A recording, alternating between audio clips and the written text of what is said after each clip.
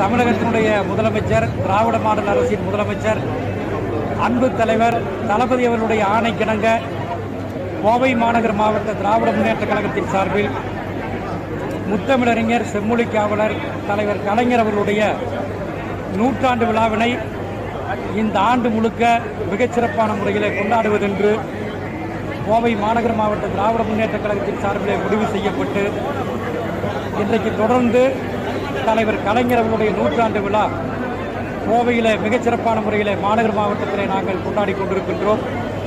குறிப்பாக ஏழை எளிய மக்கள், தாழ்த்தப்பட்ட மக்கள், ஒடுக்கப்பட்ட மக்கள், அனைத்து தரப்பு மக்களும் பயனடைகின்ற வகையிலே பல்வேறு நலத்திட்ட உதவிகளை நாங்கள் வழங்கி வருகின்றோம்.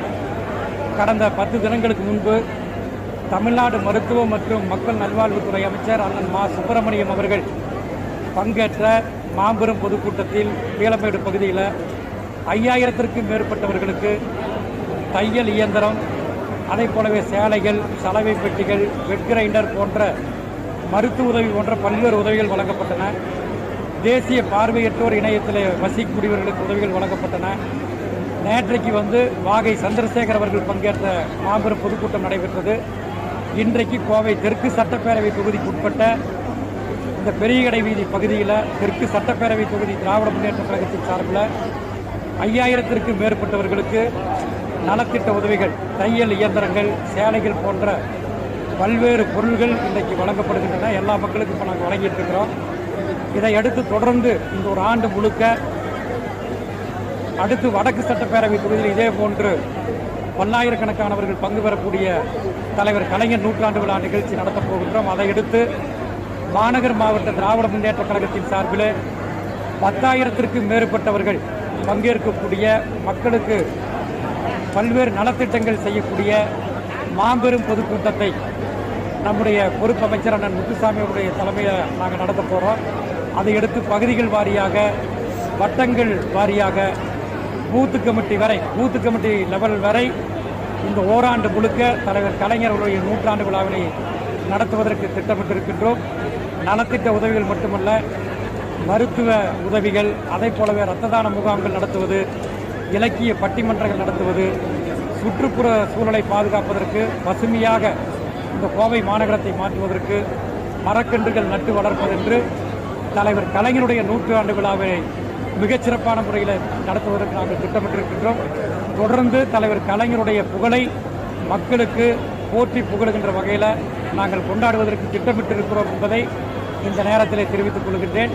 தலைவர் கலைஞரோடு வாழ்ந்த நாட்கள் ஒரு மிகச்சிறந்த நாட்களாக எங்களுடைய வாழ்நாள் பாக்கியமாக நாங்கள் கருதுகின்றோம்.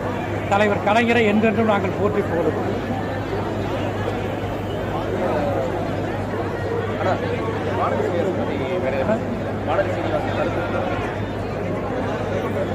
இல்லை, நம்ம இந்த தெற்கு சட்டப்பேரவை தொகுதி உறுப்பினர் அவர் ஒரு கருத்தை சொல்லியிருந்தார்.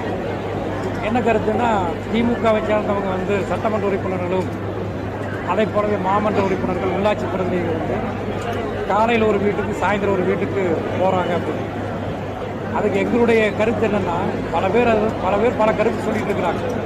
திராவிட முன்னேற்ற கழகத்தை பொறுத்தமட்டில் திராவிட முன்னேற்ற கழகத்தில் இருக்கக்கூடிய தொண்டர்கள், தலைவர்கள், மாமன்ற உறுப்பினர்கள், சட்டமன்ற உறுப்பினர்கள் எல்லாருமே நாங்கள் மக்களுடைய பிரச்சனைகளை தீர்ப்பதற்காக, மக்களுடைய அடிப்படை பிரச்சனைகளை தீர்ப்பதற்காக தினமும் மக்களை நேரடியாக இல்லங்களில் சென்று மக்களை சந்தித்து கோரிக்கைகளை பெற்று தொடர்ந்து 1949ஆம் ஆண்டு இந்த இயக்கம் தோற்றுவிக்கப்பட்டது.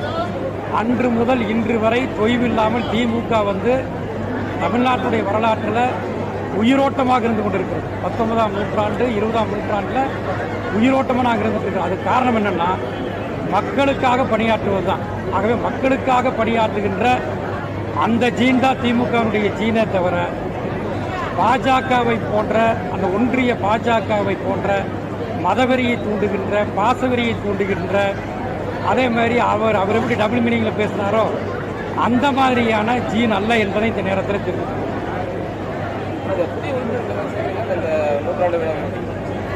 புதிய உறுப்பினர்கள் கோவை மாநகர் மாவட்ட திராவிட முன்னேற்ற கழகத்தில் எங்களது மாண்புமிகு முதலமைச்சர் அவர்கள் விடுத்த ஆணைக்கிணங்க 100க்கு 95%. அதாவது நாங்கள் வந்து 1,50,000 உறுப்பினர்களை நாங்கள் சேர்க்க வேண்டும். இதுவரை வந்து 1,30,000க்கும் மேற்பட்ட உறுப்பினர்கள் நாங்கள் சேர்க்கிறோம்.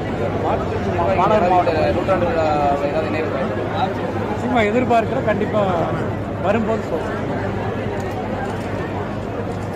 மாற்றுக் கட்சியிலிருந்து பல பேர் வந்து விருப்பம் தெரிவிச்சிருக்கிறாங்க. நிச்சயமாக எதிர்காலத்தில் வந்து திராவிட முன்னேற்ற கழகத்திற்கு பெரும்பான்மையான மக்களும் பல்வேறு இயக்கங்களிலிருந்து ஆதரவு தெரிவித்துக் கொண்டிருக்கிறார்கள். நிச்சயமாக கோவை மாவட்டத்தில் திராவிட முன்னேற்ற கழகம் மிகப்பெரிய வளர்ச்சி பெறும்.